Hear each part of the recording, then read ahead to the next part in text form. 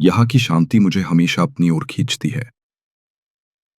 ये पुस्तकालय नहीं, जैसे किसी और युग का मंदिर हो। किताबों की महक, पुरानी लकड़ी की सांस और एलेनी की मौजूदगी, तीनों मिलकर ऐसी लय बनाते हैं जिसमें समय धीरे धीरे अपनी चाल भूल जाता है।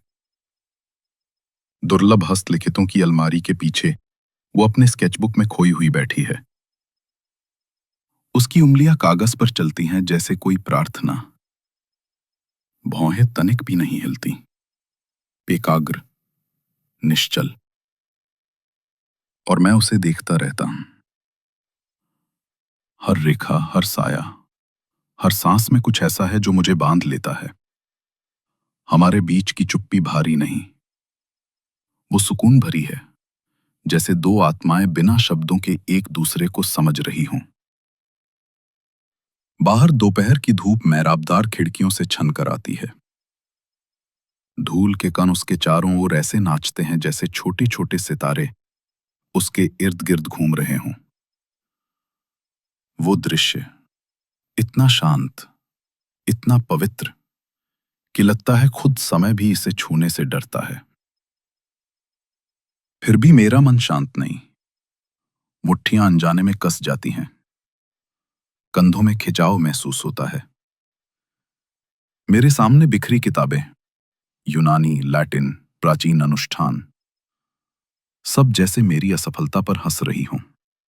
ये यहीं कहीं है, मैं बुदबुदाता हूं। श्राप तोड़ने का अनुष्ठान। आवाज धीमी है, मगर भीतर निराशा का गहरा स्वर है। यही हमारी आखिरी उम्मीद है, और मैं इसे ढूंढ नहीं पा रहा। उसी पल एक हल्का स्पर्श। एलेनी की उंगलियां मेरी हथेली पर ठहरती हैं। वो अपना लैपटॉप बंद करती है और उसकी हथेलियों की गर्मी मेरे भीतर उतरती जाती है। हम इसे ढूंढ लेंगे, क्रिस्टोफर। वो कहती है। उसकी आवाज नरम है मगर दृढ़, साथ में। लेकिन वो एक क्षण रुकती है, मेरी आंखों में देखती है। शायद आज नहीं। वो मेरी तरफ एक किताब सरकाती है। हैकेट के सौदे, भुलाए गए अनुष्ठान, और हल्के से आंख मारती है। उसकी आंखों में वही चमक है, वही पुरानी शरारत जो हर बार मेरे भीतर के तूफान को थमा देती है। मैं झुककर उसके माथे को छूता हूं। ये चुंबन नहीं, ये एक वादा है। आदर, प्रेम और भय, तीनों का संगम। हम इसे तोड़ेंगे एलेनी। मेरी आवाज भारी है, जैसे किसी शपथ का भार लिए हुए। मैं कसम खाता हूं। तभी एक खांसी की तेज आवाज हवा को चीर देती है। हम दोनों चौंकते हैं। लाइब्रेरियन दरवाजे पर खड़ी है, चेहरा कठोर, नजरें तीखी।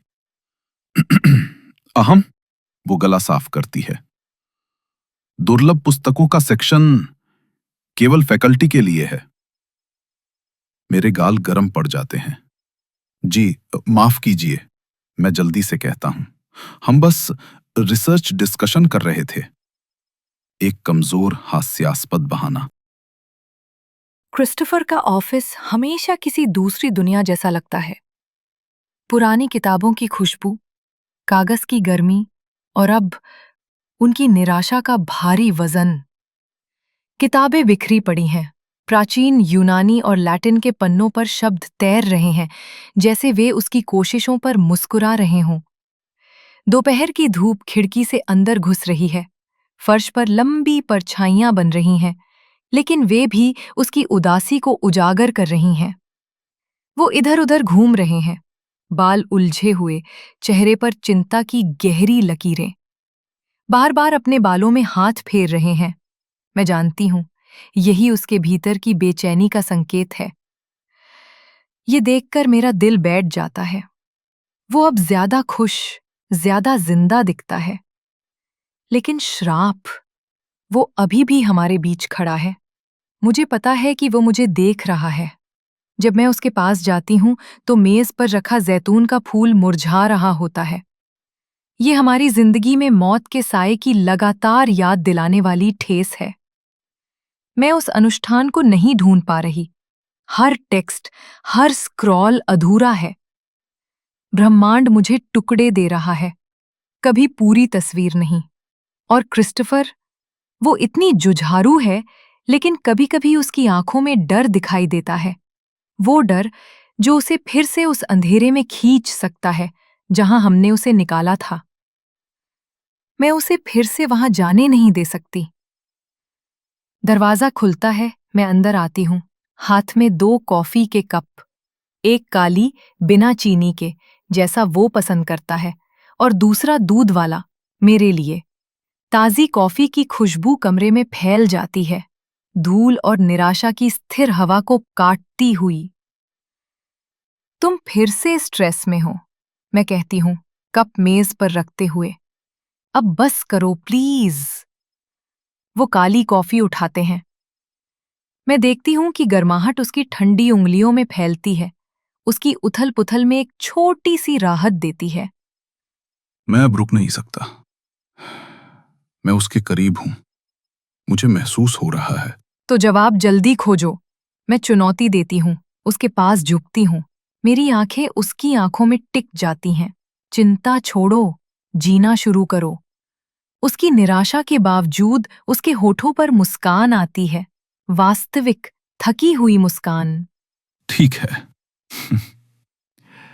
लेकिन अगर मैं इसे पहले खोज लूं, तो तुम मेरे ऊपर कर्जदार हो, समझी? डील, मैं फुसफुसाती हूँ, झुककर उसे चूमती हूँ। हमारे होंठ मिलते हैं, धीरे, गहरे।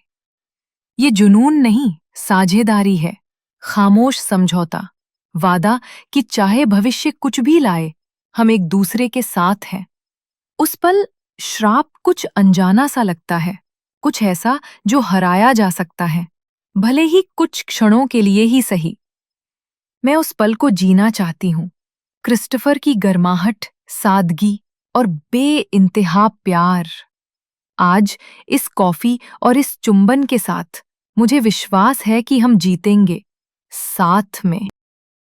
धूप ओक के पत्तों से छनकर नीचे गिर रही थी, जैसे किसी ने सुनहरी धूल हवा में खोल दी हो। वो लकीरें घास पर और फिर एलेनी की स्केचबुक पर बिखर रही थी। रोशनी और परछाइयों का एक नाजुक खेल। कैंपस का मैदान जिंदा था। हंसी, बातें, कदमों की आवाजें। और उस सब के बीच वो बैठी थी, अपने ही संसार में डूबी हुई। मैं उसे देख रहा था। वो मुझे स्केच कर रही थी। इस बार मौत के प्रतीक के रूप में नहीं, बल्कि एक इंसान की तरह, जिंदा, सांस लेते हुए और उससे बेहिसाब प्यार करते हुए। उसकी पेंसिल की हर स्ट्रोक में एक अजीब सुकून था, जैसे वो मेरे भीतर की बेचैनी को छू रही हो, उसे किसी खूबसूरत लकीर में ढाल रही हो। मैं उसके करीब गया, हाथ जेब में डाले। कोशिश कर रहा था कि सामान्य दिखूं, लेकिन सच्चाई ये थी कि मैं अंदर से बुरी तरह बिखरा हुआ था। पास के कुछ स्टूडेंट जोर से हंस रहे थे। वही हल्की फुल्की आवाजें जो आम दिनों में मुझे चैन देती थीं, आज अजीब तरह से भारी लग रही थीं।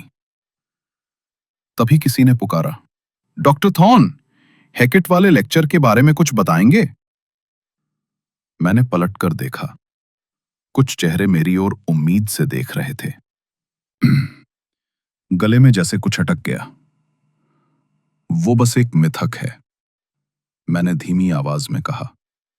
एक चेतावनी, जिसे ज्यादातर लोग नजरअंदाज कर देते हैं। एलेनी हंसी। वो ऊपर नहीं देखी, बस बोली, सावधान प्रोफेसर, आप ब्लश कर रहे हैं। मैं उसके बगल में बैठ गया, करीब, मगर इतना नहीं कि छू लूं। कैंपस के नियमों की दीवार अब भी हमारे बीच थी। वो मुस्कुराई। अपनी स्केचबुक से नजर हटाए बिना बोली, ऐसा लग रहा है जैसे आप मुझे चूमना चाहते हैं। मैं हंसा, थोड़ा झेंपते हुए। मैं हमेशा चाहता हूं, बस हर बार रोक लेता हूं। तो शायद आपको वो रिचुअल ढूंढ लेना चाहिए, उसने चिढ़ाते हुए कहा। ताकि जब चाहो कर सको। मैं हड़बड़ा गया, कॉफी का कप लगभग गिरा दिया। एलेनी, स्टॉप इट, तुम मुझे और तड़पा रही हो।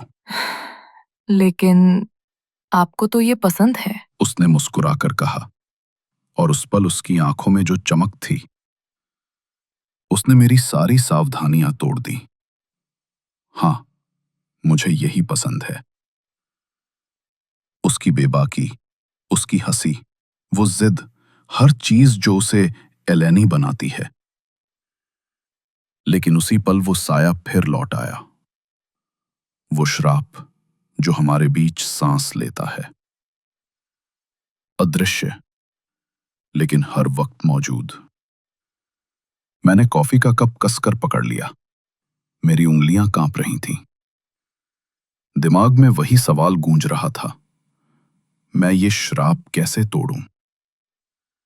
हर किताब, हर स्क्रॉल, हर पुरानी प्रार्थना, सब अधूरी, जैसे कोई जानबूझकर मुझे अधर में लटकाए हुए है।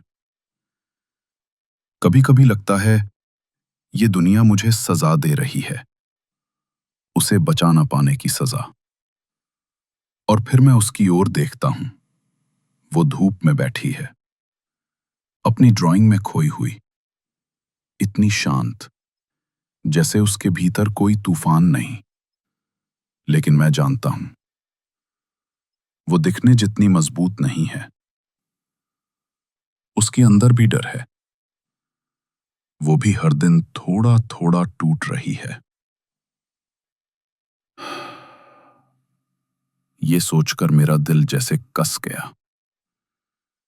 मैं सब कुछ जानता हूं, सब कुछ पढ़ सकता हूं, भाषाएं, प्रतीक, देवताओं की दास्तानें, लेकिन उसे नहीं बचा सकता। ये विडंबना मेरी आत्मा को जला रही है। मैंने आखिरी बार उसकी ओर देखा, धूप उसकी पलकों पर झिलमिला रही थी, और वो मुस्कुरा रही थी। वो मुस्कान मेरे लिए एक तोहफा है, पर मुझे पता है मैं उस तोहफे का हकदार नहीं हूं। और यही एहसास मुझे हर दिन थोड़ा और जिंदा जलाता है।